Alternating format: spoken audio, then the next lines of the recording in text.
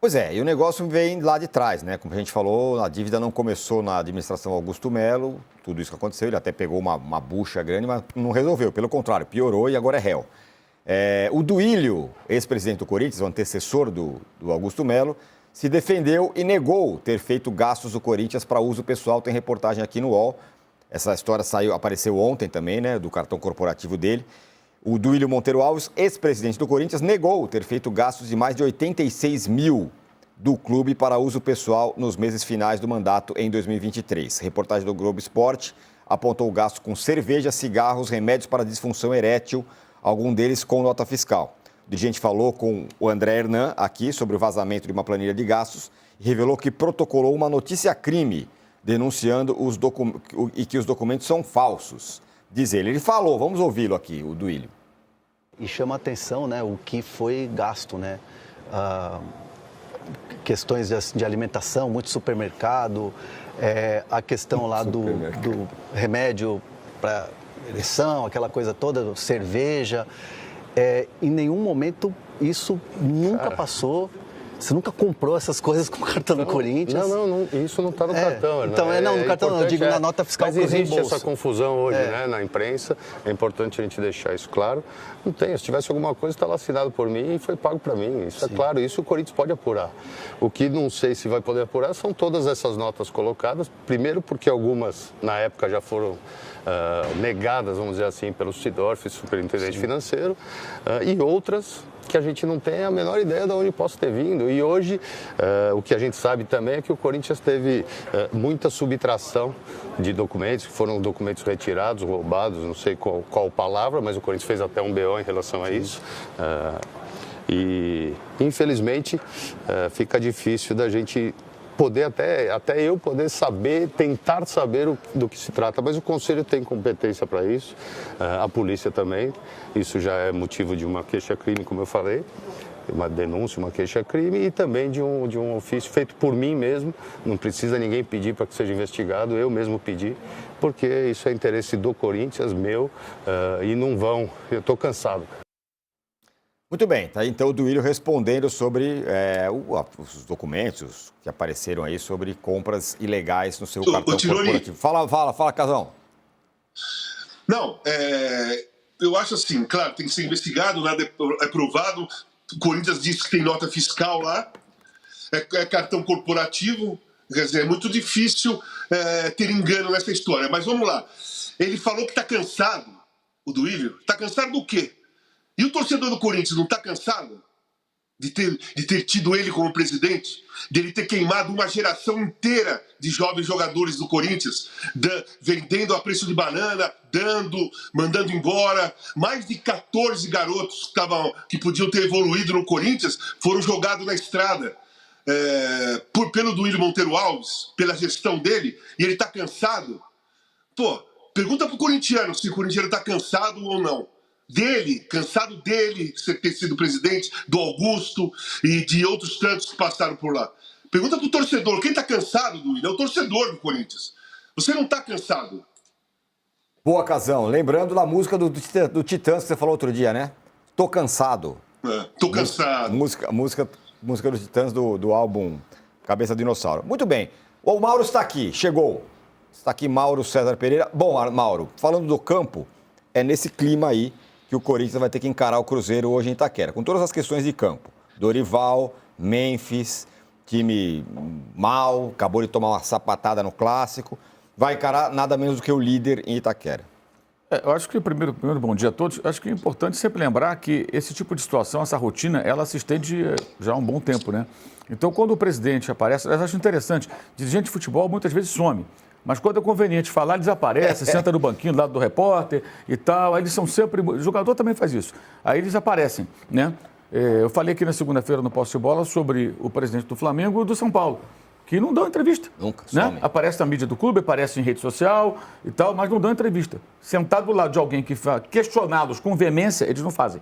Aí quando é conveniente, eles aparecem. Como dirigência ou como... É muito curioso isso. E acho também que a gente nós, imprensa, deveríamos nos prestar menos esse papel, mas isso é outra história. Então, o corintiano já está acostumado com isso.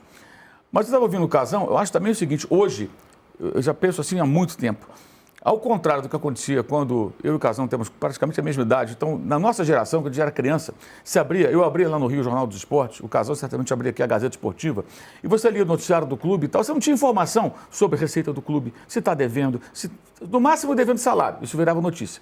Porque não tinha balanço, a fonte de renda era vender jogador e bilheteria praticamente, não tinha esse negócio de publicidade na camisa, que começou só em 84, você não tinha direitos de TV, que começa a discussão no final dos anos 70 com o Márcio Braga no Flamengo, no dia que ele tranca lá e fala, não, ninguém vai mostrar o jogo do Flamengo e fazer imagem. Vocês têm que pagar porque lá fora estão pagando. E aí começa a grande discussão, daí nasce o direito de transmissão no Brasil. Então, você não tinha muita informação. Hoje o torcedor tem muita informação. Hoje existem, inclusive, colegas que com frequência fazem matérias sobre parte financeira, sobre o lado econômico dos clubes. Então, se você for um cara que ama o clube, você tem que estar atento a todos esses detalhes, cobrar os dirigentes, ao contrário de ser, como vocês estavam falando aqui, o torcedor de dirigente, que é o cara que defende incondicionalmente o dirigente, achando que está defendendo o clube. Não, está fazendo o contrário. É a mesma coisa, você mora numa cidade, você tem um péssimo prefeito. Você ama a sua cidade, nasceu lá, viveu sempre lá, fala com orgulho, usa a camiseta da cidade, né? Aquela coisa e tal. Fala para todo mundo, não, que eu sou... Na rede social põe o nome da cidade junto com o nome dele. O cara ama a cidade. Aí tem um prefeito que é horroroso. Você faz o quê? Você defende o prefeito? Não, você critica o prefeito. E você vota em outro, né? Então, essa postura de um eleitor que tem o mínimo de noção, né, da realidade. O torcedor hoje tem que ter essa postura também. Porque essas pessoas que passam pelo poder nos diferentes clubes, elas são defendidas pelos torcedores. E o atacado, muitas vezes, é o jornalista que faz a matéria, que faz o comentário, que alerta o ex-jogador como o Casão, que critica uma má gestão. Então, o torcedor vira meio, eu não diria que sócio, mas ele é, às vezes, um tanto quanto conivente. E essa história de, não, o torcedor não pode ser criticado, pode sim. Pode ser criticado. Se você é um torcedor que estimula esse tipo de coisa, que defende os maiores dirigentes, achando que está defendendo o clube, e que ainda ataca quem tenta lhe abrir os olhos, com reportagens mostrando a realidade do seu clube, com comentários sobre coisas que não são legais que acontecem no clube, então você também está ajudando a enfiar o clube no buraco. E essa questão, Dorival quer reforço, tá falta de noção, né? Quer reforço, não consegue pagar as contas, gente. O Corinthians capinou sentado essa semana para pagar uma conta do Cuiabá, para tirar de um transferban. Já teve um parcelamento bizarro de 24 parcelas do Cuiabá, da dívida do Ranieri, que é um absurdo, né? A CNRD permite que se parcele em suaves prestações, não consegue pagar, pagou uma, né? Pagamos uma, faltam 23, tá tudo bem. Isso é uma vergonha, cara, para um clube desse tamanho, com essa torcida, com essa história, com esse faturamento. E o Corinthians não entra em colapso financeiro porque fatura muito. Então ele consegue ainda fazer a roda girar minimamente. Mas chega uma hora que essa roda trava. Vê o caso do Atlético Mineiro que está acontecendo, né? Tem o caso do Botafogo também, a SAF, que é uma grande interrogação o futuro do Botafogo, sempre falando sobre isso. Lá atrás teve o Cruzeiro. Teve o Cruzeiro, tem o Vasco, que também virou SAF. O Santa Cruz, né? Virou SAF, lá já está tendo uma confusão danada no Santinha. Já está tendo uma grande discussão. O outro sai, o outro fica, não sei o quê e tal. Então, eu acho que o torcedor ele tem que entender o seu papel nesse contexto, se o clube para ele é importante, né? Evidentemente, e a sua força.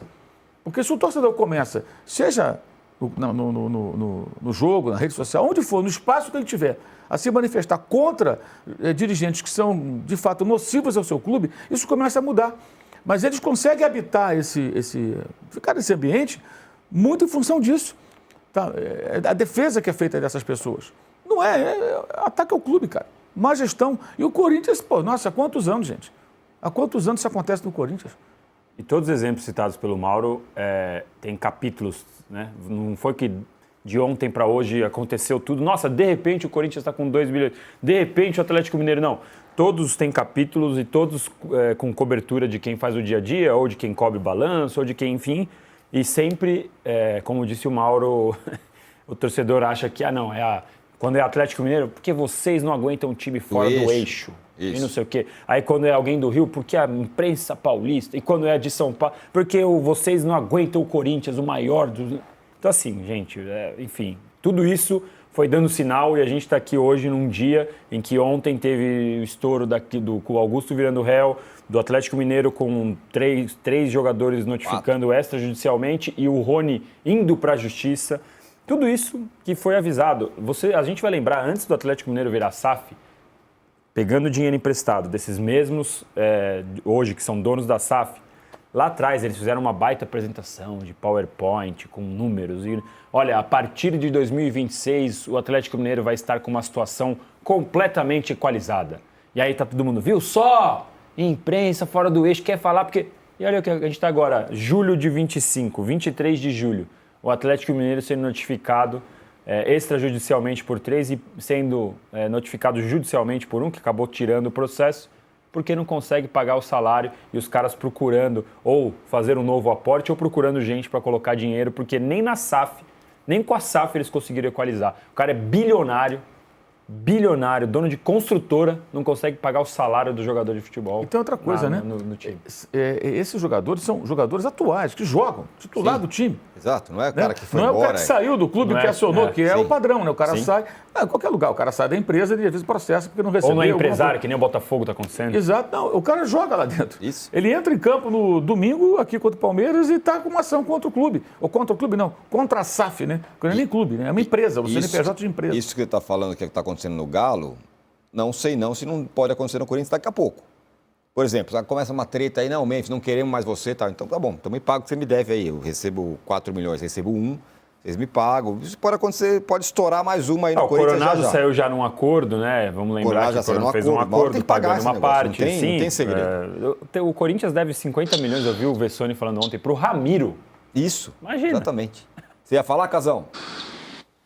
Sim, ia falar o seguinte, o Memphis já não foi treinar, né? Faltou um treino sem justificativa porque o Corinthians não estava pagando. Isso ele mesmo. está no direito dele. Mas todos os jogadores, todo funcionário, todo trabalhador tem o direito de receber o seu salário em dia, né? Você pensa que tudo bem, o Corinthians não paga o Memphis falta, aí o Corinthians se esforça para pagar o Memphis. E os outros jogadores não receberam nem o prêmio do título paulista ainda. E fica vendo, pô, o clube se esforça para pagar um cara e a gente nada. Pensa nos funcionários, que o Corinthians também atrasou dinheiro do salário dos funcionários, que precisa daquela grana para pôr comida em casa. Eles não têm, os funcionários do Corinthians não têm Mercedes, Ferrari e Lamborghini lá na garagem. Nem moram numa mansão. Eles não ganham 1 milhão, 1,5 milhão, 2 milhões por mês. Eles não ganham isso. Eles ganham salário, que precisa fazer compra. E o Corinthians atrasa salário de funcionário, atrasa salário das meninas do futebol feminino, né? E aí o noticiário vamos fazer um esforço para pagar o Memphis. Isso aí não vai dar certo. Tá demorando para explodir uma bomba no Corinthians. Tem uma bomba com o pavio aceso no Corinthians faz tempo. E o pavio vai queimando. E eu acho que agora o pavio está bem curtinho. Porque até quando... Se a situação é essa, mas você entra no campo, o cara vai lá e decide o jogo, destrói, o Corinthians ganha, o Corinthians está lá em cima na tabela, a pressão diminui e os jogadores empurram com a barriga, essa questão dos atrasos, da dívida, eles vão empurrando porque ficam empolgados, porque jogar futebol, além de você ser uma profissão, é uma paixão. Então, quando você está jogando bem, está ganhando, muitas coisas passam na cabeça, não passam na cabeça do cara. O cara está empolgado, mas não é essa a situação. O Memphis, faltando treino, jogou muito mal contra o Bragantino, o time perdeu, ele forçou o terceiro amarelo, não jogou no Ceará, o time ganhou. Jogou contra o São Paulo, foi mal, foi substituído no intervalo. Não voltou para o banco. Então o pavio está queimando. Boa. Casão, vou com você com um outro assunto, que tem a ver com Corinthians e Cruzeiro, que se enfrenta hoje na Neoquímica Arena. Vai marcar a volta de Cássio à Arena Corinthians, dessa vez vestindo a camisa do Cruzeiro. Pela primeira vez o Cássio pisará em território corintiano como não goleiro do Corinthians. Vou lembrar, como a gente lembrou, acho que ontem mesmo, outro dia, esses dias, de quando você jogava no Flamengo e foi jogar no Corinthians e foi recebido com muita festa pela torcida do Corinthians e depois acabou voltando para o Corinthians e tal. Como é para um jogador uma situação dessa?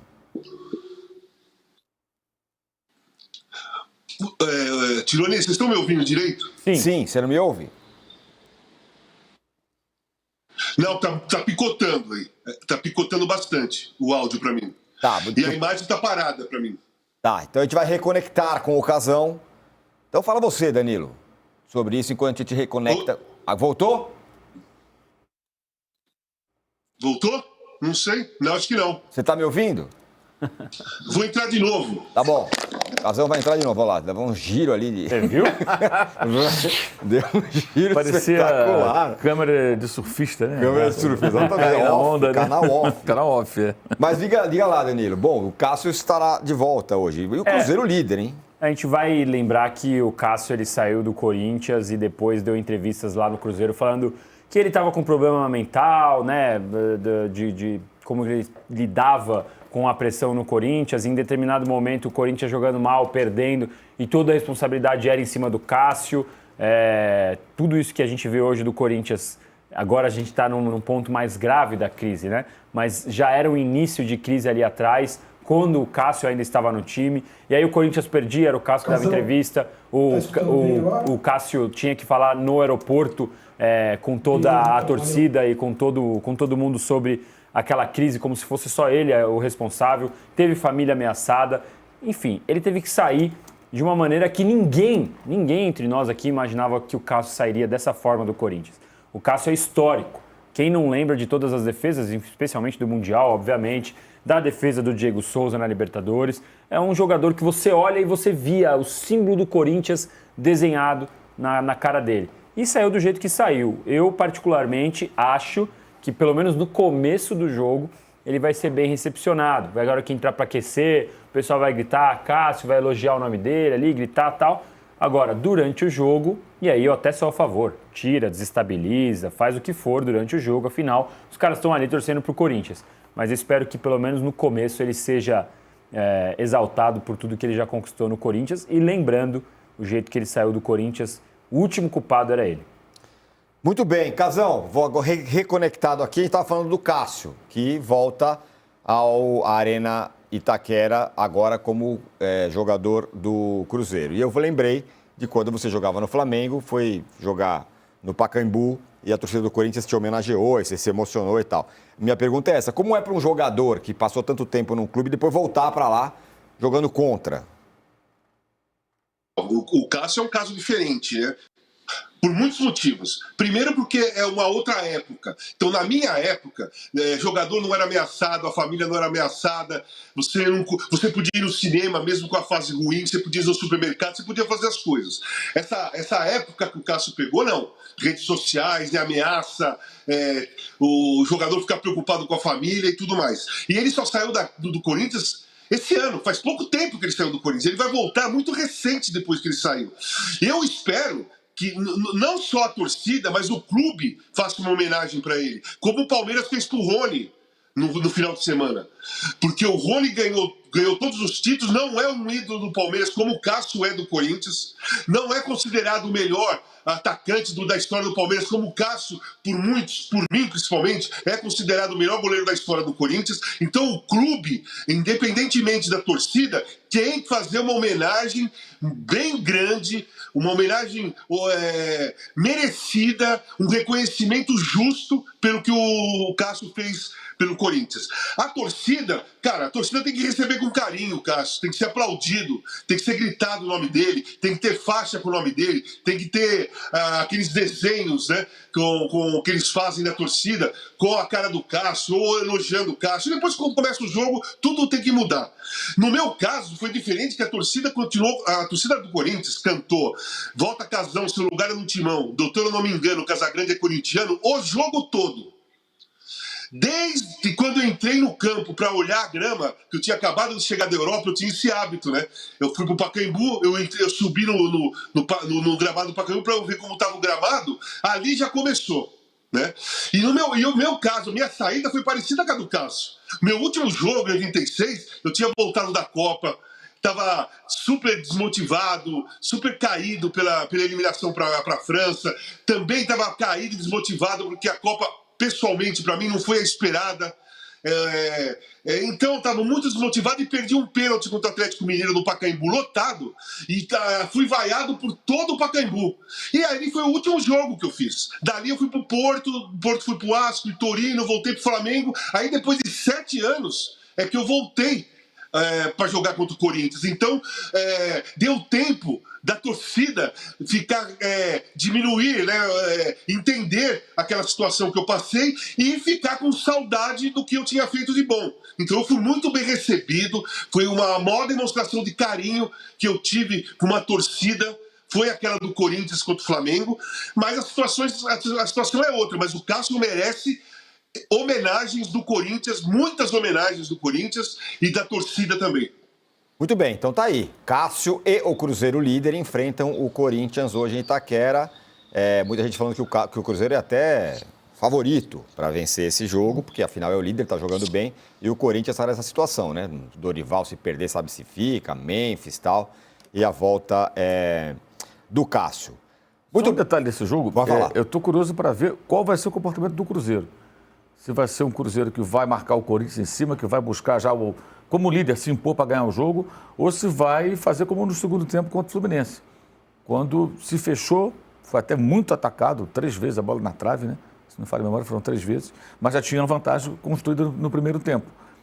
Que também não foi um primeiro tempo que o Cruzeiro amassou o Fluminense. Mas saiu mais para o jogo, alcançou os 2-0. Então, a minha curiosidade é saber qual vai ser a postura do Cruzeiro. E do técnico, Leonardo Jardim. Porque ele agora está numa condição que permite a ele mostrar... Ele é um técnico muito bom. Talvez o que chegou ao Brasil com um currículo mais pesado, né, de Champions League, até mais do que o Jorge Jesus, assim, pelo que ele chegou lá. Embora mais jovem, com menos história no futebol, né, em consequência, ele chegou como o cara que treinava o Mbappé, que chegou a eliminar o Manchester City de uma Champions. Depois ficou muito tempo lá no Oriente Médio. Mas é um jogo para o Cruzeiro, líder, se impor. Se impor. Jogar como líder. Dá para jogar como líder, porque o Corinthians em crise, com toda essa situação, o técnico questionado, o jogador mais famoso, eu nem falo o principal jogador, que eu não sei se ele é o principal jogador, mas é o mais famoso, envolvido nessas questões aí, joga, não joga, tomou cartão, o time ganha sem ele, perde com ele, sai no intervalo, no clássico, é um cenário favorável para o Cruzeiro. Sabe? Acho que mais do que falar quem é favorito, tudo que é absolutamente subjetivo, é entender que o cenário é favorável. Gramado bom, é um jogo para o Cruzeiro chegar e tentar se impor mesmo, como líder, e ganhar, mesmo jogando aqui em São Paulo. Daqueles jogos que o Cruzeiro vencer, né? O cara, agora, me coloquei como, eu tô nessa briga aqui de verdade, né? Enfrentar o Corinthians e Itaquera, não é fácil, seja a crise que for. Mas entendo o que o Mauro tá falando. Mas a Neoquímica já não é um refúgio do Corinthians há um tempinho já, né? Então é mais um fator para o Cruzeiro tentar aproveitar. Ainda mais nesse momento do Corinthians.